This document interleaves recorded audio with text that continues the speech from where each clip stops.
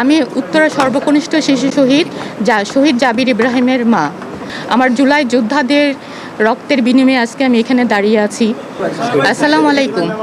আমি উত্তরা সর্বকনিষ্ঠ শিশু শহীদ জাবির ইব্রাহিমের মা।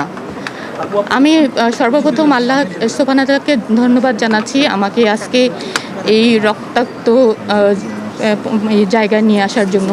আমার জুলাই যোদ্ধাদের রক্তের বিনিময়ে আজকে আমি এখানে দাঁড়িয়ে আছি।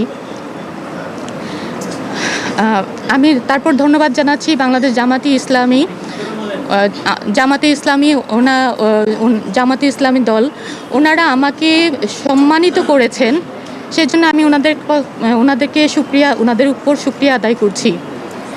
আমি আশা করছি আমার জুলাই 1400 শহীদ পরিবার, 20,000 আহত যোদ্ধা এবং আমার জুলাই যোদ্ধারা যারা আছেন তাদের হয়ে আমি তাদের যে সমস্যা তাদের প্রতিনিধিত্ব করব। আপনারা সবাই আমার জন্য দোয়া করবেন। আসসালামু আলাইকুম।